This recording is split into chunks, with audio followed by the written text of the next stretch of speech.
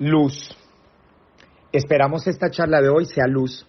La luz representa vida, esperanza.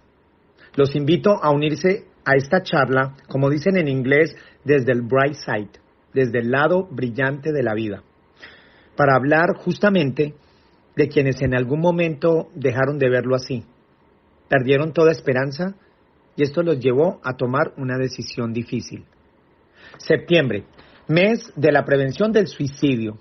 Sí, hoy les invito a hablar de este tema luminosamente, porque como lo acotan mis invitados de hoy, lo que no se habla no se sana, o peor aún, se repite. Las cosas pasan y si no se hablan, no se sanan. Lo que no se habla se repite. Yo he querido hablar de este tema desde hace mucho rato, porque callar o evadir no aporta. Hoy, en lugar de un minuto de silencio por quienes han partido, yo les pido que nos reunamos y hablemos. Hablemos con amor, con cariño, hablemos con respeto, pero hablemos, porque de esta manera podemos crear cambio, conciencia de que hablando podemos prevenir muchas situaciones. E incluso si estas se llegaran a producir, hablando podemos también gestionar nuestras emociones y sentimientos. Si al final de esta conversación ustedes consideran que Amigos Entrañables les ha aportado algo, le pedimos que nos den su like. Y si nos creen merecedores de su suscripción, mejor aún, les estaremos tremendamente agradecidos, porque de esta manera podremos seguir trayendo a la mesa muchas conversaciones más. Entre más amigos entrañables seamos, podremos crecer más rápido, más fuertes. Amigos entrañables. Hoy tengo dos personas muy especiales para hablar con ellos de la segunda pandemia, de lo que yo considero la segunda pandemia, de lo que por alguna razón mucha gente no habla. Rafis, Jackie, bienvenidos, ¿cómo estás? Vamos con las damas.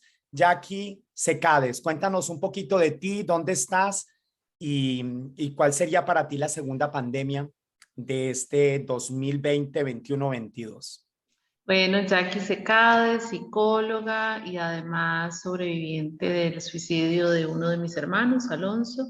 Me dedico precisamente a trabajar aquí desde Costa Rica con las personas que han perdido un ser querido por suicidio. Pandemias, creo que definitivamente la salud mental, ¿verdad? Sabíamos que esa iba a ser como la gran repercusión de lo que vivimos debido al COVID y pues estamos en eso, tratando de solventar todas las cosas que han aflorado, especialmente este año que se ha regresado ya en la mayoría del mundo a la presencialidad. Uh-huh. Muchas gracias por compartir y algo tan personal como es la pérdida de un ser querido tan cercano como es tu hermano. Gracias. Rafis, bienvenido de vuelta, porque las personas especiales se traen de vuelta, los amigos entrañables se llevan. Hace un año tú y yo hablamos del duelo, de ese dolor que le causa a uno la partida de gente querida en medio de esta pandemia de COVID, que va a pasar definitivamente a la historia. Nunca pensamos ser protagonistas de algo que uno apenas ve en libros y en anales de la historia. Y hablamos de duelo, dolor. Yo perdí seres queridos, de quizás ustedes o conoce. ¿Quién no conoce a alguien que haya partido en medio de esta pandemia? Pero contigo siempre hablamos un tema muy especial, porque tú también perdiste otra persona muy cercana a ti, en este caso, por suicidio. Sí. Bueno, gracias por tenerme de nuevo. Agradecido de estar acá con tu audiencia y aquí hablando entre amigos. Y sí, perdí a mi padre a la edad de 11 años cuando comenzaba la preadolescencia. Uh-huh. Y allá muchos años de eso. No tantos, pero hace muchos años. No vamos a decir cuántos. No, sí. Eso, wow, eras un joven, eras un adolescente, un preadolescente. Así y la partida de un ser querido tan cercano como un padre o una madre duele, pero además fuera de eso, por suicidio. Es decir, no fue una partida o causas naturales. No, sí, es lo que se conoce como una muerte repentina, un poco difícil porque, como tú dices, yo como entrando a esa pubertad de ser un adolescente, de ser un hombrecito. No tuve a mi padre ahí. Mi padre partió y ya los años que vienen después ahí, no hubo un padre a mi lado. Jackie, disculpa y gracias por abrir tu corazón, ¿qué tan reciente o en qué momento de tu vida estaba cuando tu hermano partió, cuando perdiste ese ser querido? Alonso falleció hace 15 años. Ya yo estaba casada, tenía 2 hijos, acaba de nacer mi segunda hija. Ya no vivíamos juntos desde hacía mucho tiempo. Bueno, mira, esta es la que yo le llamo la segunda pandemia. Y créanme que aquí en Amigos Entrañables yo he querido hablar de este tema, pero incluso estaba buscando el mejor momento. Estamos en verano, aquí en California estamos en un lindo verano, creo que en todas partes ha sido un verano bien caluroso. Y fuera de eso yo necesitaba mucha luz y hoy es un día bonito y quiero hablar de un tema como es el suicidio, que además en muchas culturas pues es un tabú. En nuestra cultura hispana no se quiere hablar de la muerte, muchísimo menos se quiere hablar del suicidio. Así es. Bien. Jackie, ¿tú por qué crees? ¿Tú hablas fácil de la partida de tu hermano en general? Sí, sí, y eso ha sido de siempre, ¿verdad? Quizá por mi formación, ya yo era psicóloga cuando él falleció, como que aunque era un tema que no se muestra mucho en las clases, ¿verdad? Al menos no en este país, no hablamos mucho en la formación de los psicólogos sobre suicidio, es algo que estamos intentando cambiar. Quizá mi personalidad también, ¿verdad? Mi estilo familiar, o sea, mi familia es una familia abierta para hablar de las cosas, sin tabúes, entonces como que todos hablamos siempre abiertamente de lo que había, no, pues no los detalles, pero sí que había sido un suicidio. Sí. Y a mí me tomó algunos años de trabajo personal empezar a orientar mi práctica profesional por este lado. Y yo trabajo exclusivamente con otros dolientes por suicidio. Entonces es una cosa pues que hablo de todos los días, ¿verdad? Sin restarle, sin tratar de naturalizarlo, ¿verdad? Como que si fuera una cosa deseable pero pues que sí es una cosa que sucede y sucede con frecuencia desafortunadamente, y tratando también a mis pacientes y a la gente con la que trabajo de predicar con el ejemplo en el sentido de que esto no es algo de lo que debamos avergonzarnos, que debamos de mantener en secreto. Los detalles yo no los comparto pues porque no es solamente mi historia, es la historia de mi familia también y por respeto a ellos, pero nunca he tenido como reservas en decir cómo falleció. Qué bien, a mí me parece muy importante hablar. Yo soy colombiano y creo que en general los hispanos, de pronto nuestra herencia española, que solía ser un poco muy privado, ¿no? No se habla, Claro. como que a veces pareciera que fuera motivo a veces de vergüenza. Me alegra mucho que en tu familia se pueda hablar, Jackie. Yo tengo un compromiso de hablar porque yo pienso que lo que no se habla, lo que se guarda, pienso que nos hace mucho daño. Rafis, ¿en tu familia se habló fácil de la partida de tu papá, de su suicidio? No se habló. Yo en ese entonces estábamos en un pueblito pequeño del Caribe. Yo soy dominicano, como tú sabes, y no se habló. Incluso estaba como, si te preguntan algo, murió de un ataque al corazón. Esa era la mentira piadosa, o como tú dices, mucha gente no habla del tema, no quiere hablar del tema. Y me tomó muchos años, me tomó de 8 a 9 años hasta yo llegar a la universidad, ese niño de 11 años crecer, ser 18 años, 19 años, 18 años y medio por ahí, y comenzar a hablar del tema en la universidad y buscar ayuda, buscar terapia. No se habla, pero como tú dijiste muy claramente, estoy de acuerdo contigo, Carlos, que en verdad lo que no se habla no se sana. Lo que no se habla no se sana. Si no hablamos las cosas, las sacamos para afuera, hablamos, no podemos sanar. No hay sanidad si no se puede hablar. Y no solo eso, ¿verdad? Sino que lo que no se habla tiende a repetirse, desafortunadamente, en las familias. Sí. Oh, y me gustó ese punto. Lo que no se habla tiende a repetirse. Bueno, de la misma manera que ustedes han compartido su parte privada y personal donde uno se puede conectar, yo también les quiero contar que cuando yo estaba pequeño, supe del suicidio de dos familiares, del cual yo estaba muy pequeño, por lo cual tengo apenas medio recuerdos, pero eran hermanos. Era una familia como de 5 personas y esto eran 2 hermanos en momentos diferentes. Eh, por un lado estaba su hermana, que en algún momento de su divorcio, cuando el esposo o la persona con la que estaba casada en ese momento le dijo que quería acabar con su matrimonio, ella lo tomó muy duro y pues la desquició. Realmente eso la llevó a ella a una clínica de reposo, lo que le llamamos nosotros en Latinoamérica una clínica de reposo. Y sé que en alguno de esos momentos, y lo hablo porque esa parte sí se habló en mi familia, pero creo que ni siquiera se habló en familia, creo que lo hablaba su propia mamá, lo cual me parece muy, muy saludable. En algún momento ella estando en el hospital y en tratamiento, estando en una cita, en una consulta, ella dijo que iba al baño y estaban en un cuarto, quinto piso y se lanzó por la ventana. Y el segundo fue un hijo menor de esta misma persona, de esta misma madre, la cual me parecía, siempre era como ella, ejemplo de superación, porque me parece que si todos sufrimos por la partida de un ser querido, imagínese un padre, ¿no? Un padre, una madre. Y fuera de eso, no una, dos. Un chico joven, muy inteligente, tengo entendido, estaba estudiando 2 carreras al mismo tiempo y lo único que sé es que se suicidó. No tengo los detalles, creo que lo encontraron en los predios de la universidad. Había un poco de historia de si de pronto le había afectado, porque vamos a hablar como de causas, ¿no? Ustedes que están tan familiarizados con el tema, porque una cosa puede ser el suicidio en la vejez, otra puede ser el suicidio de un niño, otra puede ser el suicidio de un adolescente, ¿no? Y parece que las causas pues son totalmente diferentes. Bueno, ya que estamos aquí todos poniendo y contando nuestras experiencias, ¿por qué me parece bonito, Jackie, contar desde la experiencia como tú lo haces?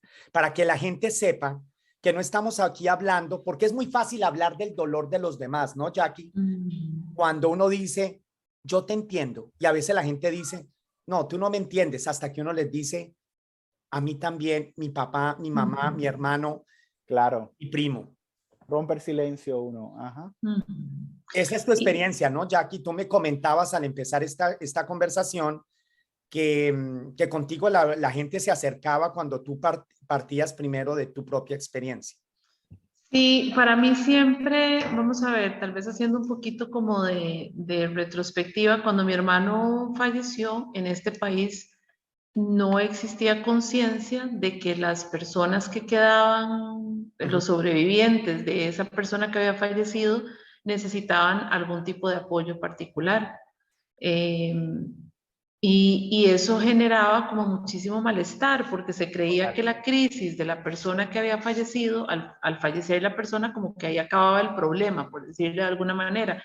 Y en realidad sabemos que queda un grupo importante de gente muy afectada y que además es un grupo de riesgo que ya ha sido identificado como de mayor probabilidad de futura conducta suicida. Por eso ahora te decía, lo que no se habla se repite.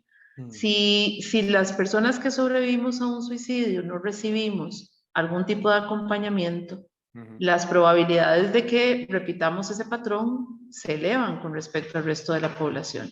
Entonces, qué importante es que ante un evento de este tipo busquemos ayuda y no solamente la familia, ¿verdad? Porque también eso es importante aclararlo, sobrevivientes no somos solo los familiares, es cualquier persona que tenga un vínculo afectivo con la persona que falleció.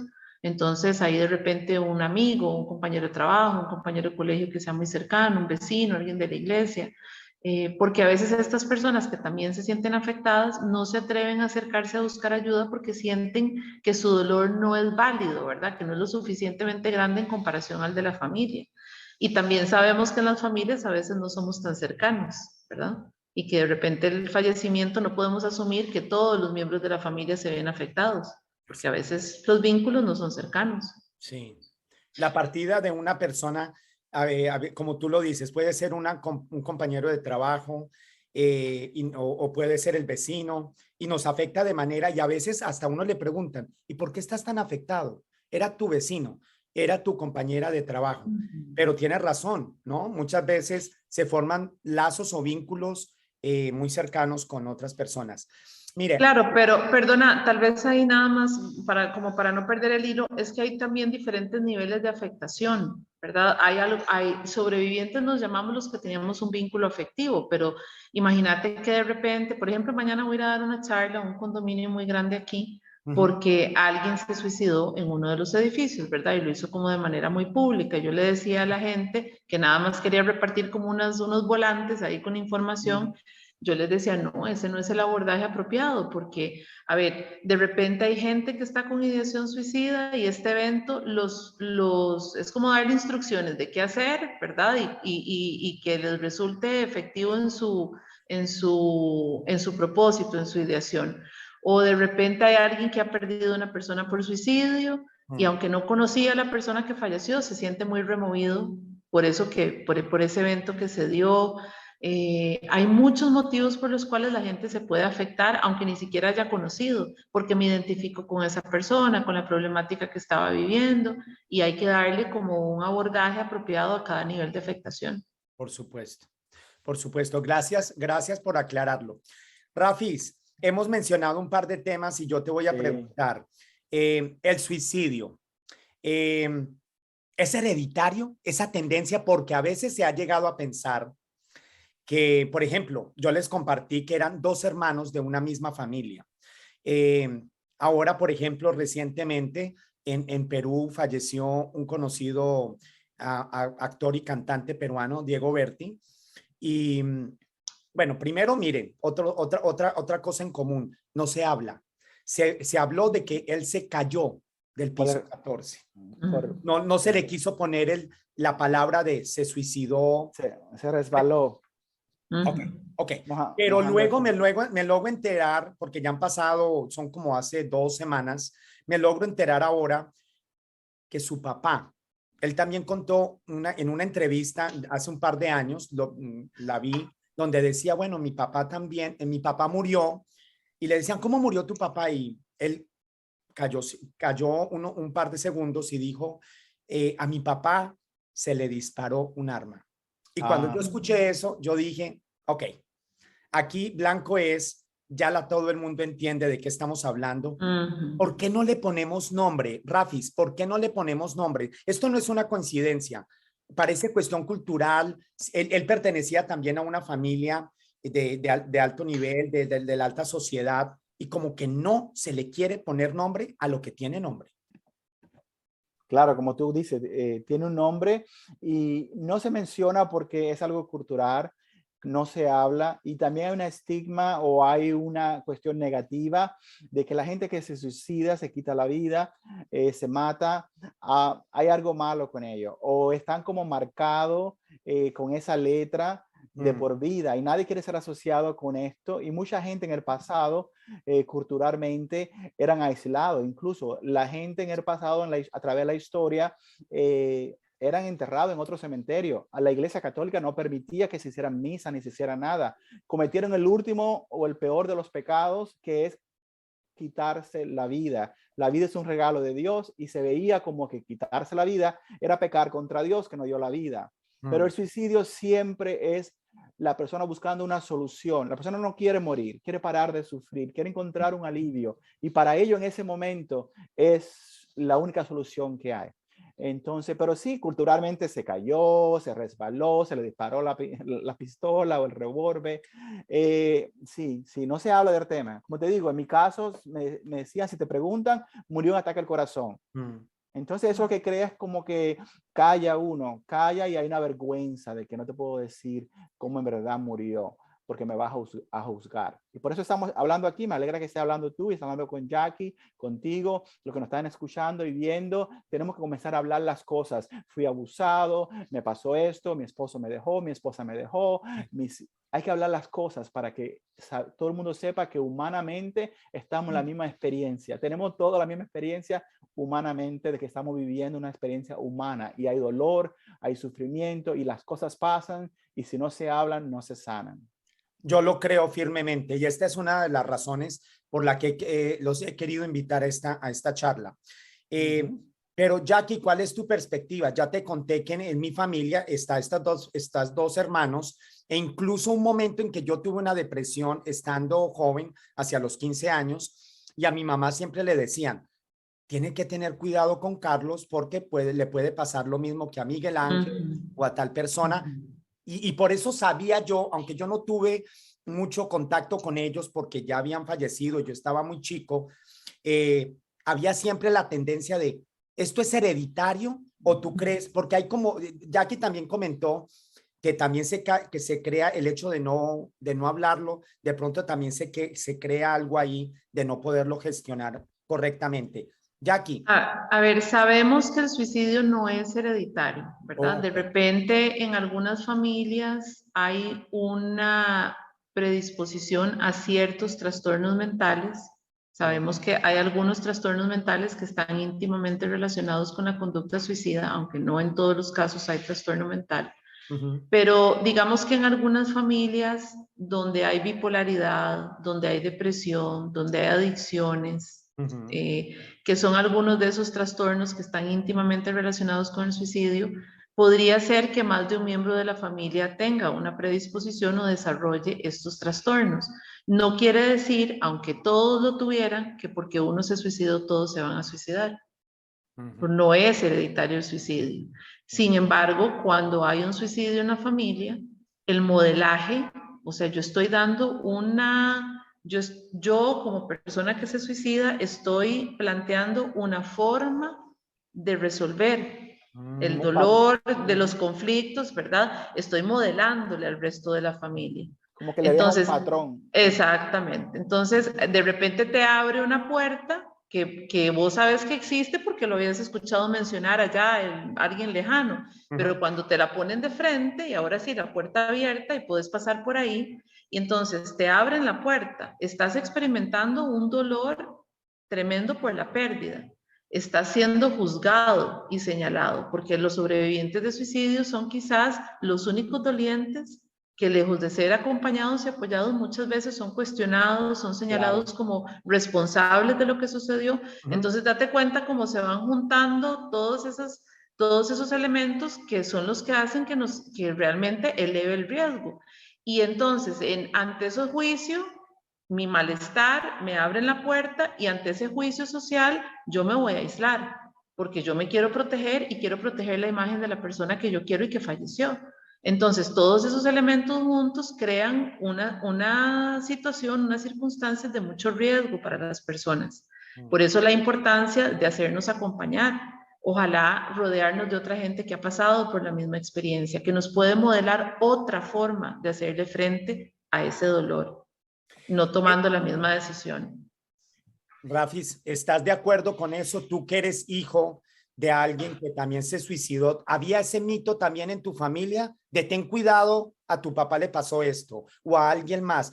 O también estás de acuerdo que es como que nos dan un patrón a seguir porque tu papá resolvió su situación de esta manera? Entonces como que dejó un ejemplo de pronto inconscientemente de cómo poder resolver algo. Bueno, mira, yo creo que mi experiencia personal y la de muchas personas con las que he trabajado acá, yo lo que veo es esto. Es como la persona que se crea un hogar donde la persona está tomando o es alcohólico o usan droga, ¿no? Pasa en muchos hogares. Entonces, cuando algo así pasa, creo que la persona, yo y Jackie, cada uno que pierde a alguien por suicidio, tiene una decisión que hacer. O sigo este patrón y estoy como que mi mamá era alcohólica, mi papá era alcohólico, ¿por qué me queda a mí que tomar más? Entonces ya también voy a ser alcohólico.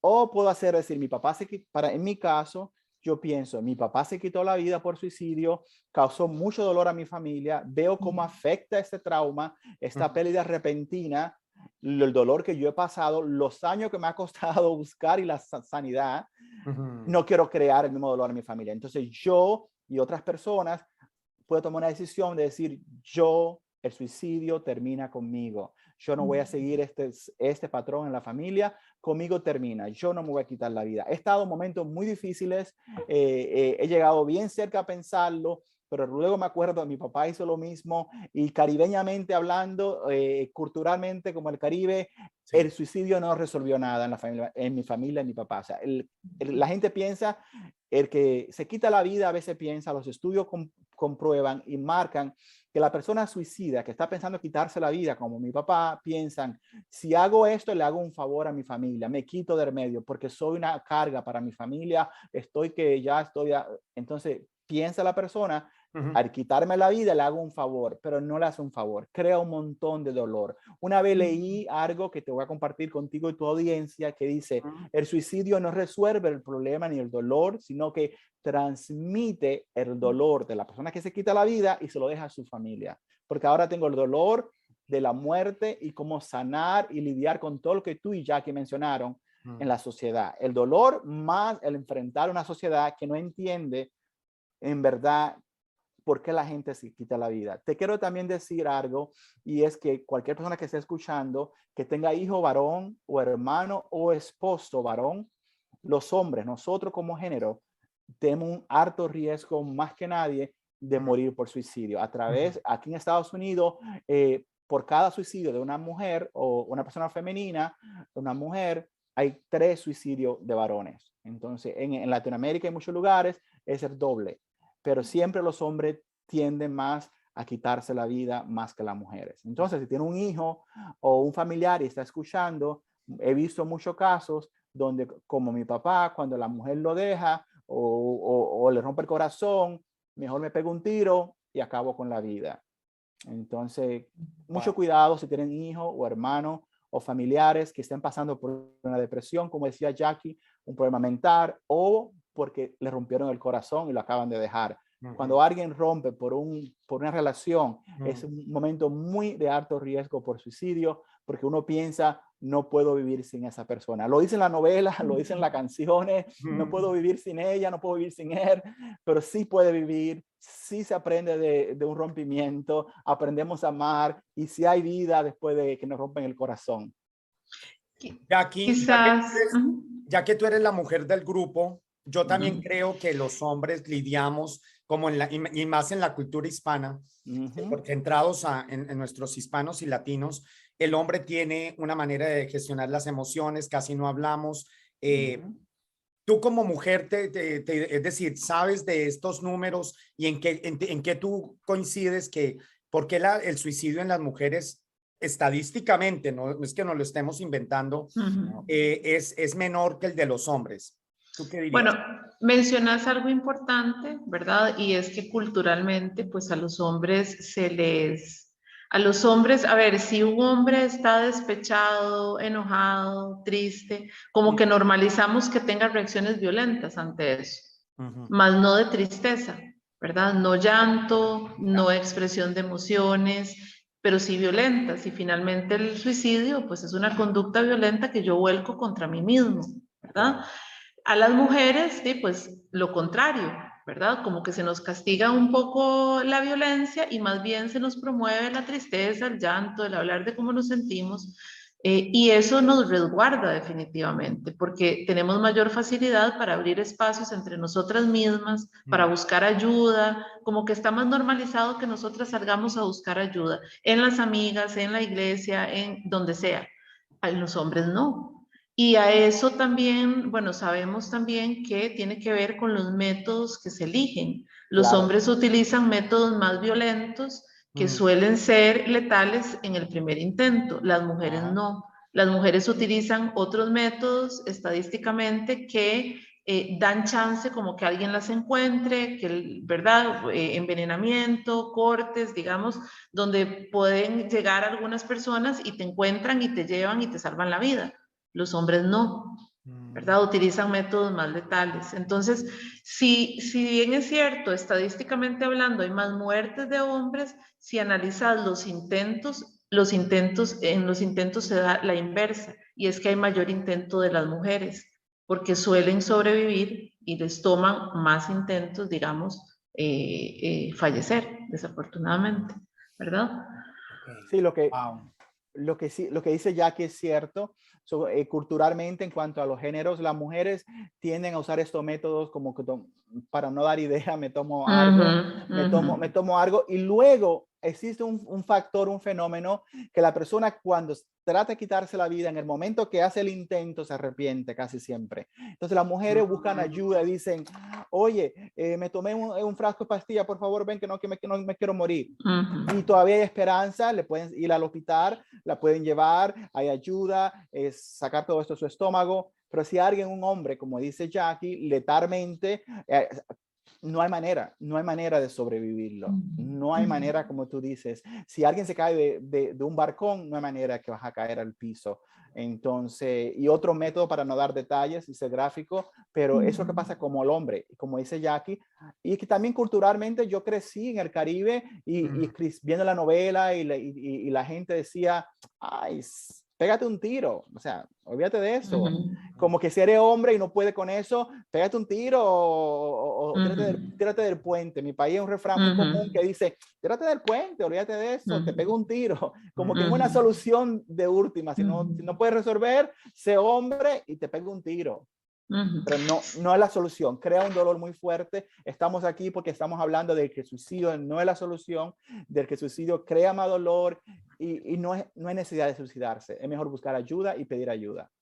Quizás me gustaría retomar una idea nada más, y es el tema de que es importante entender que el suicidio es un fenómeno multicausal. Nadie se suicida porque lo dejó la pareja o porque tiene deudas. O sea, tienen que converger muchas cosas en la vida de una persona para que la persona tome esa decisión. Y porque si fuera que fuera una ecuación lineal, ¿verdad? Donde A igual a B, entonces diríamos que toda la gente que tiene una ruptura amorosa se suicida, y eso no es cierto, ¿verdad? Vemos que la gente resuelve de distintas maneras.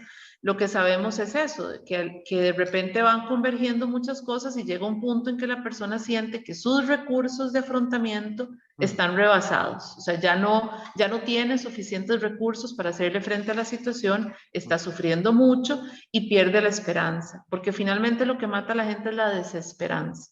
En el momento en que ya no hay, ¿verdad?, internamente ninguna esperanza de que alguien o algo me pueda ayudar, yo puedo tener 100 manos tendidas alrededor mío que no me voy a tomar de esas manos porque ya perdí la esperanza, y eso es lo que nos mata. Pero sí es bien importante entender, porque esas cosas que a veces la prensa o que nosotros mismos decimos entre nuestras conversaciones coloquiales, se mató porque A, B, C o D, en realidad es un evento detonante, ¿verdad? Que es como la gota que derrama el vaso, pero hay que tener claridad de que esa misma gota en otro vaso no hubiera tenido ese efecto, o que la siguiente gota lo iba a derramar igual porque ya estaba rebalsado.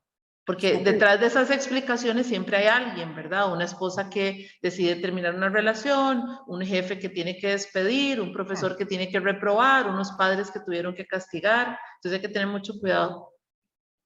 Sí, no, pero hay que tener en cuenta, Jackie, yo entiendo que hay múltiples causas, pero para algo sencillo, para la gente que no está viendo, en el periodo, cuando alguien tiene un rompimiento emocional, que lo deja a su pareja, tiene un alto riesgo de quitarse la vida como un medio de sobrellevar eso. Todo tiene que ver como cómo dar la cara. Si eres dueño de una compañía o eres un pastor, tienes una posición bien alta en la sociedad, una moral muy alta, y te encuentran un escándalo, se dieron cuenta, tienen fotos que mostrar. Mucha gente se ha quitado la vida porque alguien le dice, tengo fotos tuyas, compromete, y ya, para no dar la cara por la vergüenza. O hay gente que tiene mucho dinero y pierde todo ese dinero en la bolsa de valores y se quitan la vida. Conozco muchos casos también, muchos jóvenes hoy en día se sienten como hombrecitos, muchos hombres jóvenes en los 22 a los 23, tengo muchos clientes que sus hijos se han matado cuando la novia lo dejó, simplemente porque la novia me dejó. Lo hizo. Mi papá se quitó la vida porque mi mamá lo dejó. Entonces hay que estar muy pendiente. No es la gota, pero esa gota que está muy clara cuando esa gota sucede. Claro, claro. Las pérdidas en general, ¿verdad, Rafis? Digamos, igual cualquier cosa que sea muy preciada, persona o cosa que sea muy preciada para nosotros, si la perdemos, es un momento crítico y de riesgo, claro, en la vida de la gente. Claro, entonces entramos aquí para traer la solución y hablar un poquito de la solución, es la esperanza. Es como decía Jackie muy bien, Jackie hablaba de esta desesperanza o que la persona pierde la desesperanza, la gota que derrama el vaso. Es dejarle saber, oye, hay esperanza. Todos pasamos por eso. Aguántame la esperanza un momento para hablar porque yo también quiero terminar esta conversación hablando de qué podemos hacer para. Okay. Y me encanta la palabra esperanza, amor, luz, salida, porque como lo dijo Jackie, se toma como última opción, ¿no? Que nadie toma una decisión de esa. Es como que ya se van agotando las instancias. Entonces, como ya estamos ya ahora en el tema, ya estamos, podemos, para ser justos, que yo les decía también, porque hay que ser muy justos, de una cosa es un niño que se suicida, un adolescente, una persona de 35 o un adulto mayor. Hay causas, podemos diferenciarlas así, por ejemplo, si empecemos con los niños. ¿Qué normalmente puede llevar a un niño que está empezando la vida, que está lleno de ilusiones y alegría, o así lo queremos ver todos? No sé quién de los dos me pueda compartir qué se ha analizado, qué se ha encontrado de por qué un niño puede tomar esa decisión y cómo podemos ahí, en el caso de un niño, qué podemos hacer. No sé si Jackie quiere ir o... Yo diría, yo me inclinaría por pensar que independientemente de la etapa de la vida en la que estés, el meollo del asunto es eso. Estoy viviendo diferentes cosas, X, las que sean, ¿verdad? Depende de tu historia, de tu edad, de tus circunstancias, que me generan muchísimo sufrimiento e intentado de resolver. Y aquí no importa mucho si desde fuera lo que la gente intenta era lo más lógico o lo más viable o no. El punto es que yo como persona estoy sufriendo, he intentado hacer muchas cosas, no me ha funcionado nada y entonces ya no puedo más vivir con este sufrimiento. Pierdo la esperanza y decido, y incluso el tema, el decidir, ¿verdad? Es injusto a veces me parece para una persona que está en esa crisis, porque en realidad no ven otra opción. O sea, no es como que estoy decidiendo entre una cosa y otra, es que no hay opción, es la única para dejar de sufrir. Entonces, no es como estar entre la espada y la pared, ¿verdad? Decimos aquí. Entonces, claro, las circunstancias, digamos, de qué le pueda doler a un niño respecto a qué le pueda doler a una persona adolescente, a alguien adulto, un adulto mayor, pues cambian de acuerdo al estado de la vida en el que esté. Pero en resumen... El común denominador es la falta de esperanza. No importa, como tú dices, no importa si es pequeño, si es adulto mayor, si es una persona en plena juventud, es que no veo salida, no hay esperanza. Ese es el común denominador de fondo, ¿no? No veo salida y ese temor, de nuevo, a veces culturalmente, yo te puedo hablar, no trabajo con niños directamente, pero sí soy entrenado en trabajar con niños. Aquí hubo 2 casos en la Florida, aquí donde estoy, en Miami, hubieron 2 casos de niños que se quitaron la vida. Uno tenía 13 años en la escuela, simplemente lo castigaron, trajo un cigarrillo de vapor en una escuela cristiana donde es prohibido, y lo expulsaron y le dijeron, te está expulsado, y él no podía enfrentar a su padre y se quitó la vida. Otro niño se quitó la vida porque rompió en televisión. Estaba en su casa y sus padres estaban trabajando y rompió el televisión y se quitó la vida. Dejó una nota, lo siento que rompí el televisión. So, no habla tanto de eso, también habla de los padres. Esos 2 niños tenían unos padres o un hogar donde no podían cometer el error, donde no pueden decir, mamá, rompí el televisor. No es nada, mijo, nada pasa. Sabrá Dios cuántas veces lo amenazaron, o vivimos en hogares o como padres creamos un temor al hijo que tiene que ser perfecto. Y cuando hace un error, no puede dar la cara. Entonces de nuevo, uno de los factores es, me siento que soy una carga o hice algo malo, soy un bochorno para la familia, mejor me quito la vida y me quito del medio. Le hago un favor a mi familia. Entonces, si hay definitivamente ambientes que son más invitantes a no ver la esperanza. Sí. Familia, sociedades, donde, por ejemplo, si se fracasa en cuestión económica. El fracaso es uno de los grandes de ellos. El fracaso, especialmente para el hombre. De nuevo, caemos al género masculino. El éxito, el hombre tiene que proveer, tiene que ser exitoso. El fracaso, como te decía anteriormente, hay muchos pastores o líderes religiosos, harta moral, o gente políticas que hacen algo que es un fracaso o es un escándalo y no pueden dar la cara y se sienten fracasados y se quitan la vida para no dar la cara o porque no pueden.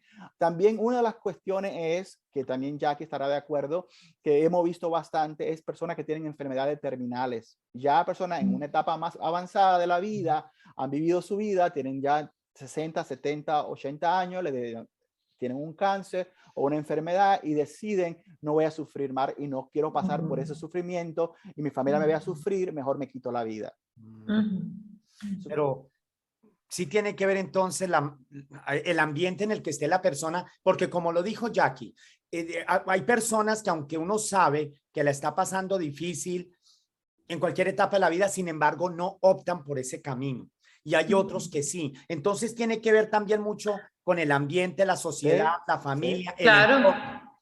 claro, y que sí. también ves entornos que son muy nocivos, ¿verdad? Y la gente sale a flote. Claro, Entonces, nunca podemos decir, no es ni lo externo ni lo interno, es una combinación de ambas cosas, ¿verdad?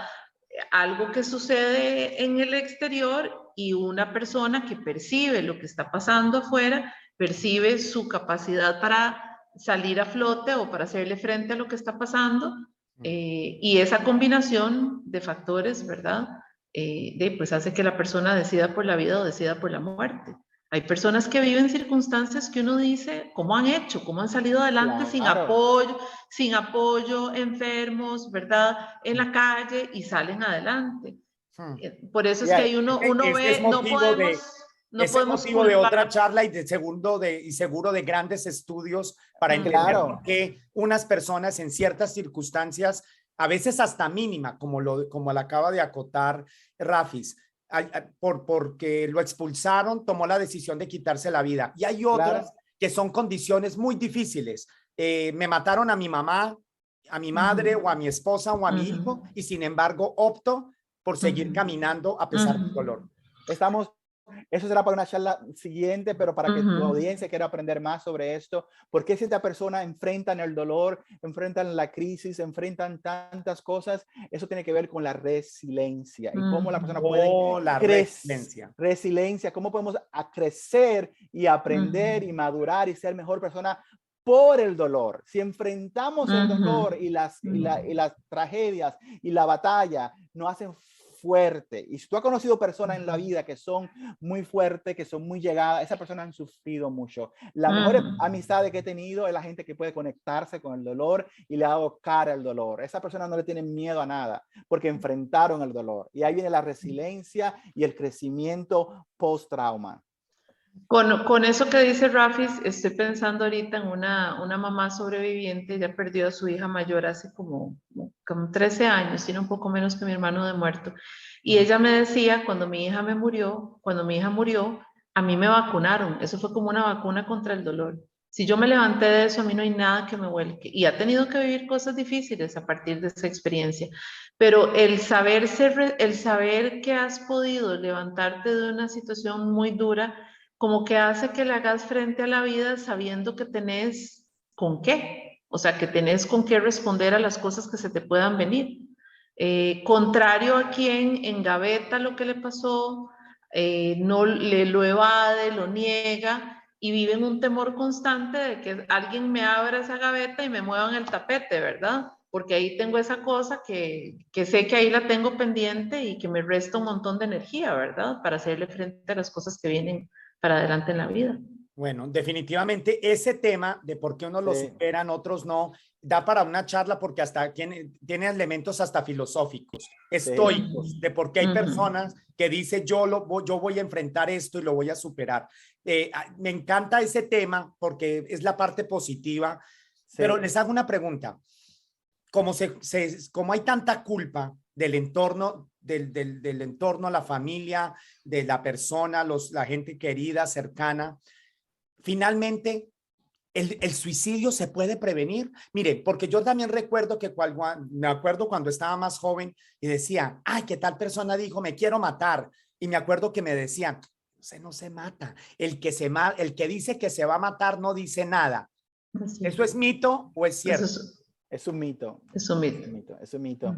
Hay personas que se quieren matar y lo dicen y piden ayuda y hacen atentado contra su vida. Mira, lo bueno de todo, para resumir con tu audiencia, contigo, muchas personas que hacen la prevención del suicidio, que ahora vamos entrando, ahora en septiembre, en el mes del suicidio, resumieron de esta manera: querían hacer una campaña para prevenir el suicidio y decidieron en este eslogan, en esta frase, el suicidio es complicado.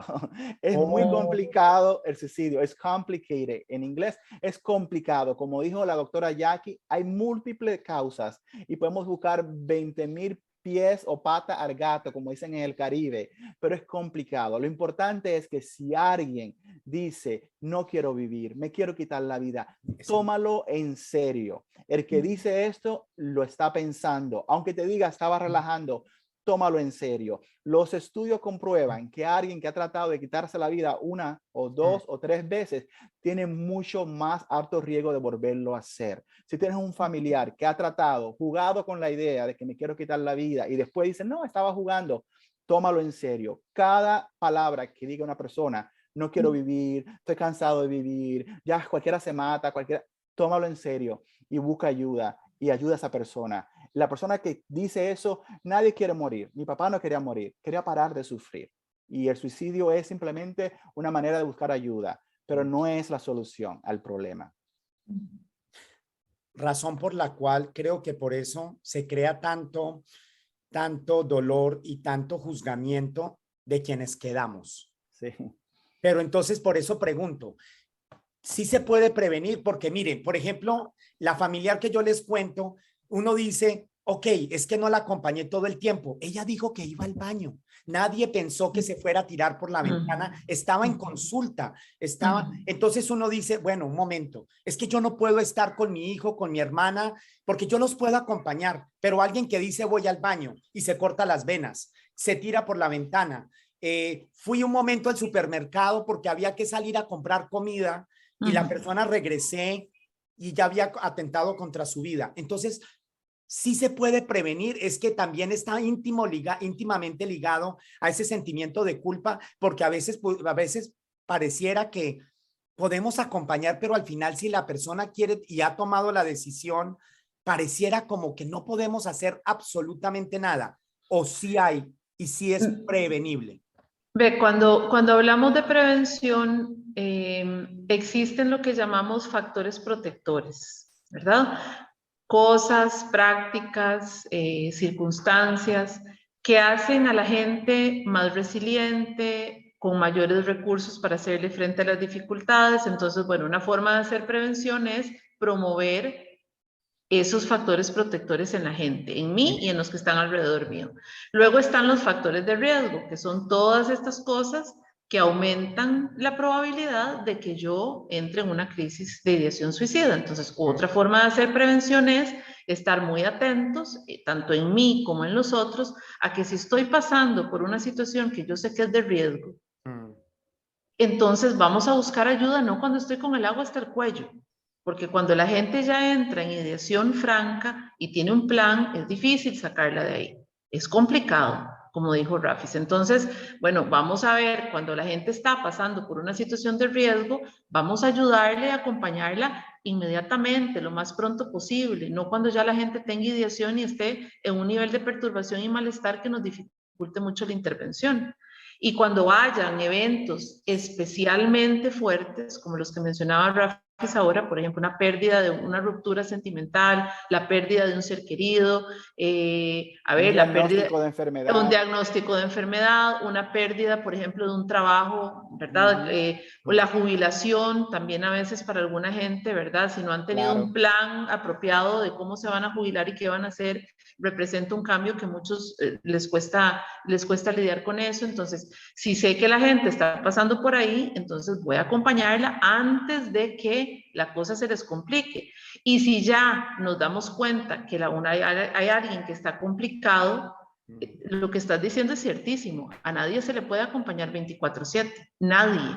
Por eso el tema de la prevención es una labor que hacemos en red, entre mucha gente. No es solamente la familia, son los profesionales, es la familia, es la iglesia, es el club, es el colegio, y todos trabajando articuladamente tenemos mayores probabilidades de poder acompañar a la gente en la mayor cantidad de sus momentos, pero de sus momentos de crisis. Sin embargo, decís algo que es muy válido, y es que al final no está. Hacemos todo esto, pero desafortunadamente a veces se nos va a escapar gente. Se nos va a escapar. Lo comento porque tengo un suicidio cercano, que igual no doy detalles también por respeto nos une lazos de amistad. Ya. Y el padre de esta persona era muy consciente de que su hija tenía que tener atención y él lo intentó, la abordó de mil maneras, le propuso buscar esto, lo otro, le proponía viajes, le decía a sus hermanos, hay que estar pendiente de su hermana, e incluso vivían en el mismo, no es ni siquiera en la misma casa, construyeron un edificio y cada hermano tiene un apartamento. Así que ni siquiera podía decir que era que vivía a 3 cuadras, vivían en el mismo edificio. Y el día anterior, su hermana hasta le tocó la puerta a las 8 de la noche, le había traído una pasta especial del supermercado y la persona sonrió y se alegró. El domingo no salió y el lunes, cuando su papá fue a buscarle porque le iba a entregar un dinero, encontró que ya la encontró sin vida. Entonces uno dice, ellos eran conscientes, pero eran años. Pero ¿qué más podía? Uno se pregunta, ¿qué más podía hacer ese padre, esa hermana, esa familia, esos hermanos?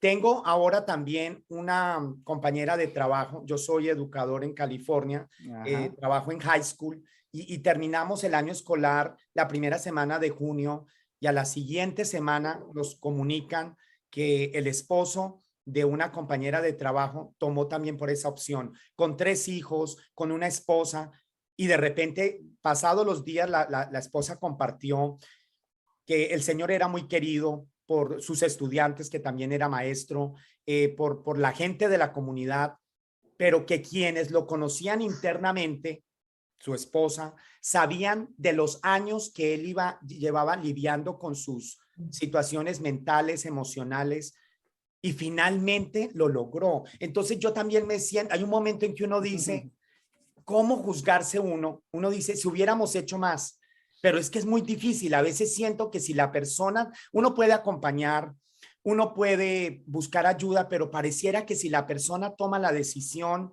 yo estoy pensando cómo no lidiar con la culpa, cómo no sentirse culpable y no terminarse uno también hasta muriendo con esa misma persona. ¿Qué conocen ustedes desde su práctica y desde su experiencia de trabajo? Sí, desde la práctica, yo trabajo por los últimos 8 años con grupos de apoyos con personas sobrevivientes como yo, o sea, lo que están pasando el duelo, y es algo muy, muy, muy común que la gente sienta la culpa y el por qué. ¿Por qué lo hizo? ¿Por qué lo hizo? Pero la culpa es algo importante. La persona al final toma una decisión, llamémoslo así, y cada persona es responsable por esa decisión. Si hiciste, esa persona, ese padre o el que nos esté escuchando, si hiciste todo lo posible para ayudar a esa persona, a lo último no pudiste salvarla, no hay nada que hacer, no eres culpable, no hay culpable en el suicidio. No, aun cuando pensemos o nos sintamos culpables, no podemos llevar esa culpa. Es una cruz que no podemos cargar y no podemos llevar. Tenemos que dejar ir cualquier culpa, buscar ayuda, hablar con un profesional. La culpa no nos ayuda para nada y en verdad, al final, como tú dices, llega un punto que ya hiciste todo lo posible. Yo estaba escuchándolo a ustedes dos hablando, Carlos, y tú estabas hablando de prevención y estamos en el mes de prevención y Too sí complicated. Too sí, complicated, como lo dijiste, el eslogan. Pero te doy un ejemplo para todos los que nos están escuchando en Latinoamérica, Sudamérica, y tú tienes muchos amigos entrañables en muchos lugares.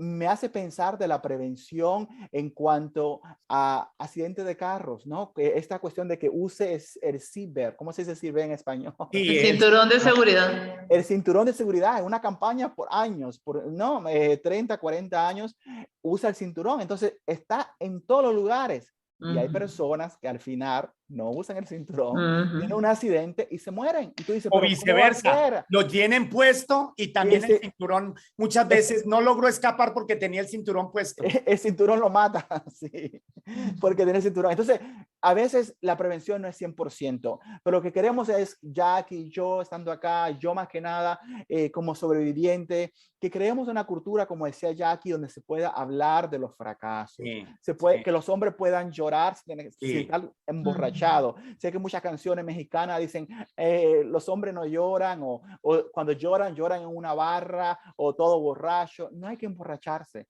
Es hablar, encontrar otro amigo, encontrar un padre, encontrar un reverendo, un psicólogo, quien sea, llamar a una línea. En Estados Unidos, si están acá en Estados Unidos, hay un número nuevo, 988. Esta línea es una línea, Carlos, especializada para llamar 24 horas y pedir ayuda por cualquier problema emocional, especialmente si está suicida o sin esperanza. 988. Llamar, hablar. Oye, no sé qué pasó, no sé cómo voy a vivir, no quiero vivir. No importa que sea hombre, que sea hermano, que sea padre, que sea macho, que no sea macho, que sea mujer, no importa. Tu familia te lo vas a agradecer. Busca ayuda, no pienses en el suicidio. El suicidio no es la solución y no resuelve nada, ni para el que se mata, ni para el que se queda. Ok, entonces queremos decir que hay situaciones que son inevitables. Yo pienso que cada uno es dueño de su vida, pero sí podemos contribuir, como cuando uno dice, yo hice todo lo posible, me puse el cinturón, manejé despacio, no había tomado. Entonces, en este caso, por lo menos para uno no llevar ese sentimiento de culpa, es decir, le acompañamos, se le pagó la terapia, se le llevó al profesional, no sé. Cuéntenme qué podemos hacer práctico, por lo menos para que al final, si la situación ocurre, porque yo pienso que al final, sobre todo en un adulto, cada uno es dueño de su vida. Eso tiene mucha charla, pero digamos que si al final la persona decidió tomar esa decisión, por lo menos para uno sentirse menos culpable. Entonces, hablemos de lo que me gustó eso, Rafis. ¿Qué podemos crear? Te pregunto, Jackie, como tú empezaste esta charla abriendo tanto tu corazón y hablando de la situación de tu hermano, ¿cómo lo lidiaste tú, por lo menos? No voy a preguntar por el resto de tu familia. Me imagino que cada cual lo lidia a su manera. Sí. ¿Cómo tú? Porque como tú sabes y sientes en carne propia lo que es esto, ¿cómo te liberaste de no sentirte culpable? No lo llamaba, no le contesté, es que no sé, dime, discúlpame, ¿cuál es tu experiencia? A ver, yo creo que es importante primero diferenciar entre culpa y responsabilidad, ¿verdad? Solo somos responsables por aquellas cosas que sabemos. Y también por los recursos que tenemos, porque incluso ya yo era psicóloga cuando mi hermano falleció. Entonces, sobre nosotros pesa se supone que uno tiene que tener un saber, ¿verdad? Que es diferente al de los demás, que genera muchísima culpa. Yo conozco otros colegas que son sobrevivientes. Y la realidad es que, bueno, por algo nosotros no podemos tratar a la familia o a los amigos cercanos, porque se pierde totalmente la objetividad, ¿verdad? Está contraindicado, es antiético. Entonces, ante mi hermano, esa es como la respuesta que doy muchas veces, y así lo he entendido. Ante mi hermano yo no era una psicóloga, yo era su hermana. Exacto. ¿Verdad? Inmersa en esa dinámica familiar, que sí, que mi conocimiento de psicóloga, digamos, me llevó a decirle a mis papás, es importante que lo internen en el hospital psiquiátrico, no estoy de acuerdo con tales o cuales cosas, le di a los profesionales que estaban a cargo cierta información, hasta ahí llegó mi posibilidad de ser psicóloga en medio de la situación de mi hermano.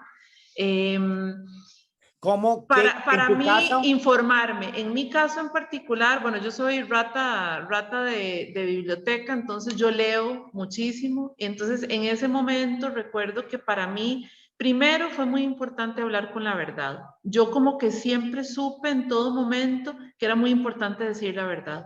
Que el peso añadido que nos iba a representar mentir iba a ser una cosa intolerable. Entonces, yo recuerdo que en la vela de mi hermano, escuché a mi mamá, fue la única vez, decirle a alguien que había sido un accidente.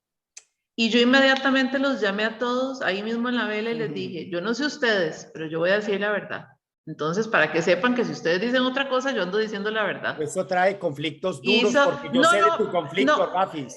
A ver, también vieras que conflicto por eso, Rafis. En mi caso, no sé, creo que mami, porque mi familia, como les decía ahora, no era una familia, nunca ha sido una familia como de tapujos ni de tabúes. Nosotros siempre hemos sido muy abiertos para hablar de todo. Creo que en ese momento quizás fue como su respuesta ante una persona que la estaba increpando de una manera, ¿verdad? Como que no quiero compartir con esta persona porque hay morbo de por medio. Y yo se los dije, y como que todo el mundo, o sea, todos hemos tenido la misma línea. Ahora, Quizá yo por mi trabajo, por la línea de trabajo que tengo, pues soy quien lo habla con mayor frecuencia o mayor apertura, pero nunca a excepción de ese momento, nunca han mentido. Entonces, lo primero fue decir la verdad, para mí eso fue fundamental. Lo segundo fue buscar acompañamiento de inmediato. Quizá porque ahí sí, tal vez el ser psicóloga me hizo comprender que esto era algo demasiado grande con lo que yo no iba a poder sola. Entonces yo busqué terapia casi que de inmediato. Wow. Me eduqué muchísimo sobre el tema porque a pesar de ser psicóloga, no, yo había pasado por la universidad y recordaba que en un curso que habíamos llevado de psicología educativa a uno de mis compañeros, que nos asignaba un chico de primaria que seguíamos todo el año, a uno de mis compañeros se le había suicidado el pacientito y mis profesores no lo abordaron en clase. Lo trabajaron con él, pero no utilizaron esa experiencia como un momento para hablar con todo el aula. Porque de repente nosotros percibimos como un fracaso de lo que hacemos, ¿verdad? Un suicidio, tal vez. Hay algo de resistencia entre colegas para hablar sobre el tema. Entonces yo sí dije, yo de esto no sé mucho, no entiendo mucho, y me dediqué a leer, a leer, a leer. Y cuando, porque además hace 15 años no había tanta cosa en internet como hay ahora. Y lo cuarto fue empezar a participar en actividades con otros sobrevivientes, que en Costa Rica no había nada. Yo empecé a viajar a Estados Unidos a participar en algunas cosas y luego yo me traje las iniciativas para acá, ¿verdad? Y fui yo la que empezó como el trabajo con sobrevivientes aquí en el país. Entonces esas cosas, decir la verdad, hacerme acompañar e informarme y conectar con otros sobrevivientes. Esas 4 cosas me dieron un panorama totalmente distinto del que yo tenía cuando mi hermano murió y me han ido haciendo entender, ¿verdad?, que yo solamente era responsable de mi pieza en el rompecabezas de la vida de mi hermano. Pero la vida de mi hermano estaba compuesto de muchísimas piezas. Lo dijiste, culpa y responsabilidad. 2 conceptos que no se pueden, hay que diferenciarlos. ¿Cuál es la culpa y de quién había responsabilidad o viceversa? Claro. Y uno te fuiste por el camino de razonarlo, ¿no? Te admiro, mis respetos, y esa situación la has llevado a crear en Costa Rica y en tu entorno. Muy bien, sí. Le diste la vuelta en positivo. Sí, bueno, ese ya es como, eso fue ya como a más largo plazo, ¿verdad? Quizás es el 5.º elemento, ¿verdad? Empezar a hacer activismo y a crear iniciativas para que otras personas que pasaban por la misma experiencia no tuvieran que hacerlo solos. Porque también yo siempre he sido muy consciente de que yo fui privilegiada. Tenía recursos para pagar terapia, tenía recursos para viajar, para comprar un montón de libros. La mayoría de la gente no tiene esa posibilidad. Entonces, ¿cómo generar estrategias o recursos que sean accesibles para todos? ¿Verdad?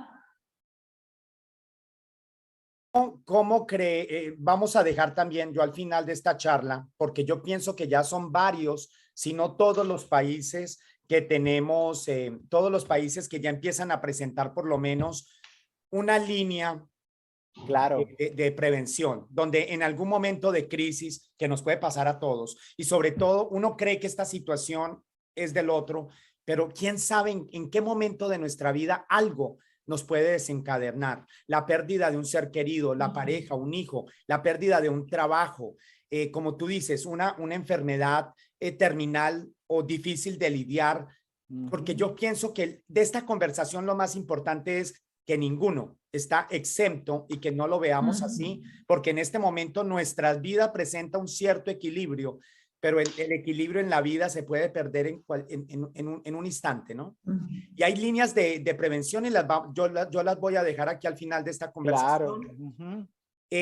Entonces hemos avanzado, estamos hablando un poquito más. Entonces, los gobiernos, porque pienso que una cosa es la situación familiar, social, pero también el suicidio debe ser abordado hasta por la parte gubernamental. Claro, por supuesto. Claro.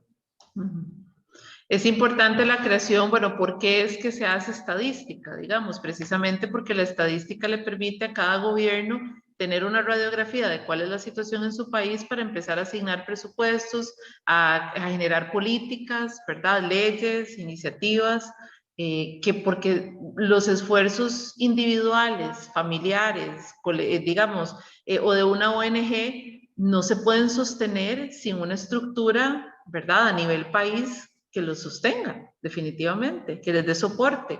Entonces, es un esfuerzo articulado, ¿verdad? Hay que articular a muchas personas y muchos entes para que podamos sacar a las personas en crisis adelante.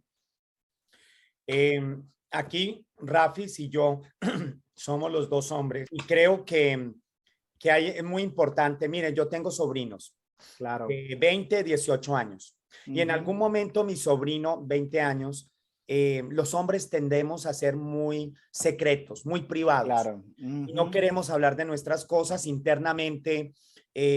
No sé, tuvo alguna pequeña crisis normal en medio de la pandemia. Por favor, en medio de esta pandemia, Sí.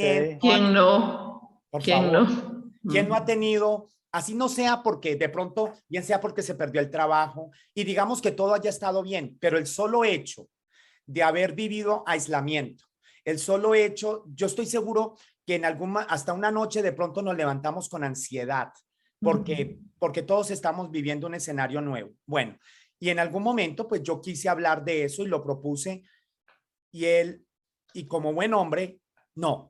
Y por ejemplo, los hombres le ponemos un código de secreto a nuestras madres.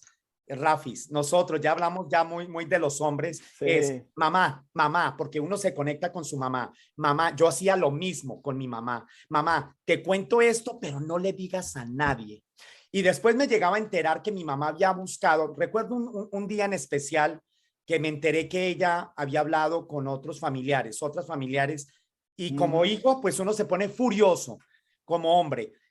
Y mi mamá me acuerdo que me contestó, hijo, no lo hice por mala fe, no lo hice, es que estoy buscando ayuda. Y después entendí que muchas veces los varones le ponemos a nuestras madres esos códigos de no le cuentes a nadie. ¿Y qué hace una pobre mamá? Y uno dice, yo quiero ayudar a mi hijo. Los hombres, y tuve esta charla con mi sobrino, le dije, mientras los hombres, porque las mujeres hablan un poco más. No quiero decir que sea perfecto, pero las mujeres se reúnen, en ellas hablan sus cosas. Los hombres hasta de cierta generación y por conducta todo está bien. No queremos hablar nada personal. O sea, el mejor ejemplo es las mujeres hablan hasta en el baño, van en el baño y están hablando. Tú entras a un baño de hombre y nadie puede hablar, tú no hablas con nadie, mucho menos en un baño. Nunca hablamos de nada, nunca hablamos del dolor, no se habla, se calla. Entonces, porque quiero terminar esta charla en la parte positiva en cuanto hemos avanzado. Primero, para mí, les agradezco muchísimo el regalo de este tiempo porque hay que empezar a destapar y no más esta conversación que les cuento. Amigos Entrañables lleva más de 1 año y medio, he tratado todos los temas, pero yo estaba esperando el mejor momento y que Dios me mandara a las mejores personas como ustedes que han tenido experiencia, no solamente desde lo que han aprendido, es que ustedes lo han vivido y quién mejor para hablarlo, porque necesitaba estar hasta en el mood correcto y buscar el momento, porque hay que hablarlo, porque aunque no queramos hablar de esto, me parece muy importante tener esta charla, sentarnos, no saben cuán tan agradecido estoy por esto. Y digan, aparte de eso, la línea de prevención y qué otras cosas podemos hacer. Por ejemplo, Rafis, en algún momento de nuestra conversación, es cierto, por ejemplo, ustedes con su experiencia, es cierto, mire, hay una serie por ahí hace poco en Netflix que medio la empezaron a tachar porque decía, esa serie está invitando al suicidio. Yo estoy en California y recuerdo que en algún momento hubo un embotellamiento de tráfico en una autopista y yo estaba en la autopista y trataba de buscar qué estaba pasando y no dijeron nada. No, hay un conflicto que la policía está manejando. Cuando llegué al lugar, era que había un puente y había una persona que a punto de tirarse del puente. Claro. Entonces, finalmente, porque estamos diciendo que es bueno hablarlo, pero entonces verlos en las series, hablarlo. La policía está tomando en Estados Unidos la conducta de que no se dice, que para que no generar como desencadenar un movimiento de otras personas. Eso es cierto, eso es válido. ¿Qué saben ustedes de esto? Bueno, creo que duraríamos mucho más tiempo.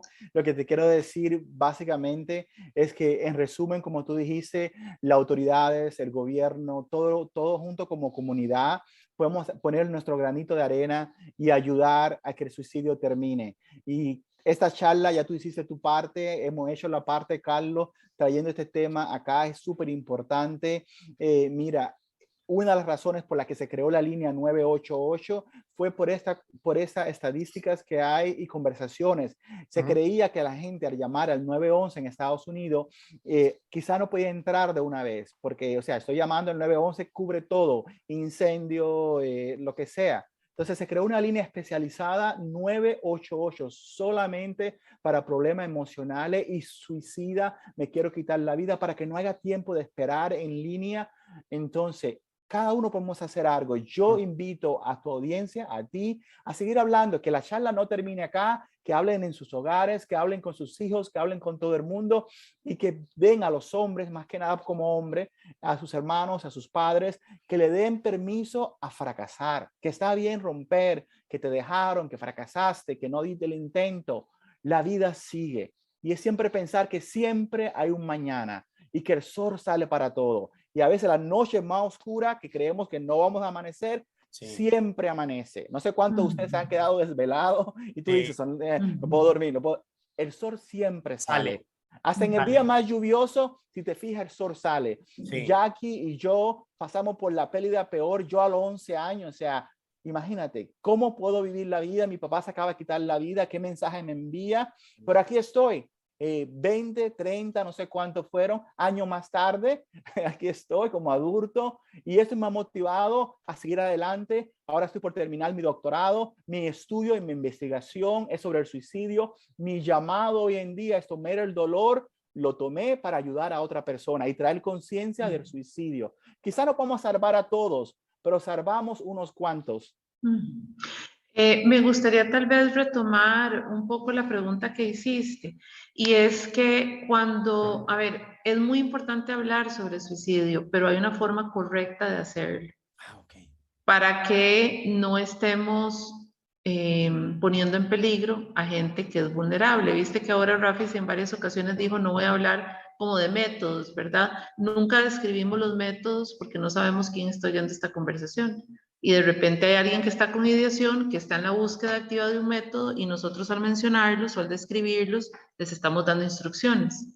Entonces, cuando los cuerpos, digamos, los primeros respondientes y los medios de comunicación no se refieren a ciertas cosas, es precisamente para tratar de prevenir que gente que está vulnerable pues tome ideas de ahí, o que gente que de repente está presentando situaciones de trauma, ¿verdad? Se detone por una imagen, por una descripción, por un evento que le recuerde, le remueva algo que viví de su pasado, por ejemplo. Entonces, hay una forma y si alguien quiere informarse, si uno se mete a la página de la Organización Mundial de la Salud, ahí hay una guía gratuita que la gente puede descargar de la forma correcta en la cual los medios de comunicación, por ejemplo, y nos sirve a nosotros también si en algún momento vamos a redactar algún documento o incluso para nuestras redes sociales, cuál es la forma segura de referirnos a este tema. Entiendo. Sí, lo que se está tratando de evitar es un fenómeno que se llama como el copycat fenómeno. Ese fenómeno de copycat para no promover el suicidio. Pero es importante hablarlo sin detalles. Porque yo, como aquí, igual que Jackie, no te he contado ni un detalle de cómo pasó con mi papá y qué hizo. Entonces, yo acá estoy reflexionando porque cuando alguien parte, culturalmente decimos 1 minuto de silencio. Sí, en este caso, vamos a tener 1 minuto para hablar, para llorar, para desahogarnos, para hablar de la persona, porque pienso que cuando se trata de una partida y más de este tipo de partida, el silencio como que no honra mucho, más bien debemos hablar.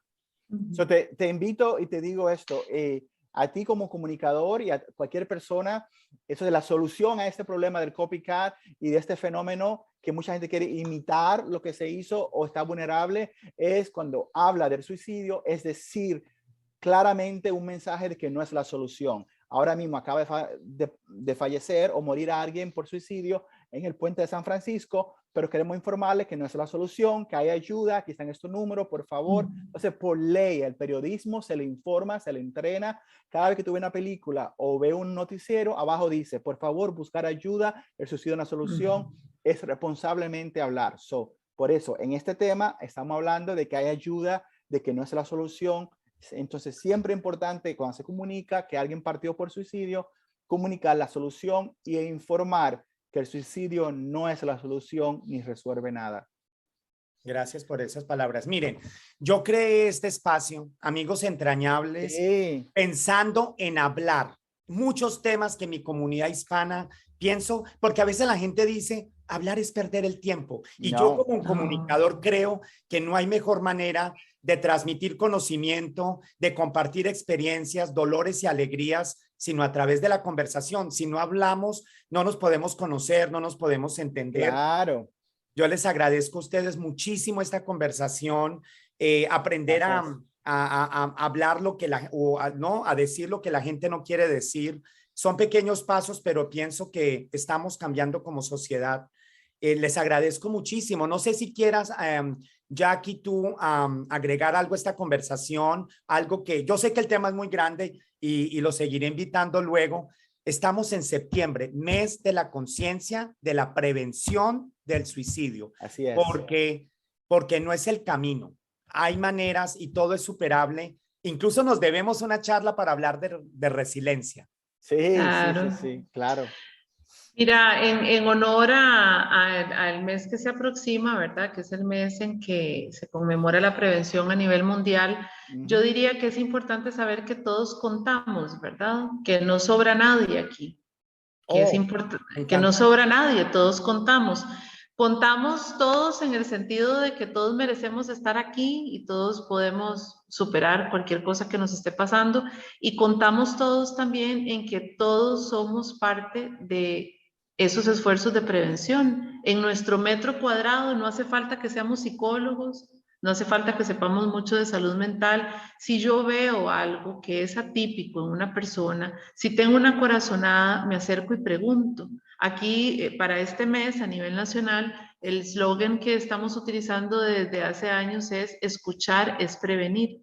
Claro.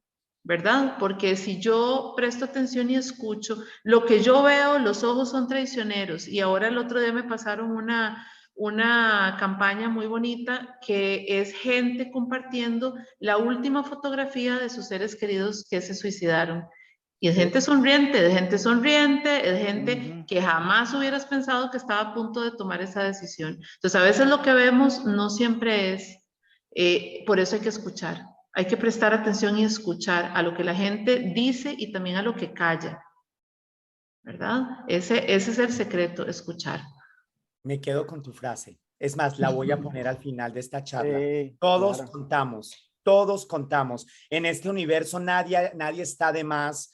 Que recuerde quien esté considerando esa opción, que todos contamos, todos tenemos algo por aportar y que incluso se priva de aportar esa parte. Me encantó, todos contamos, todos contamos.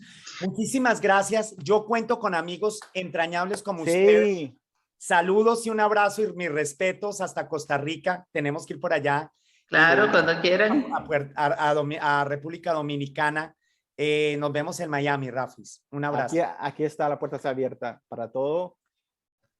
Gracias. Bendiciones, amigos entrañables. Gracias. Un placer.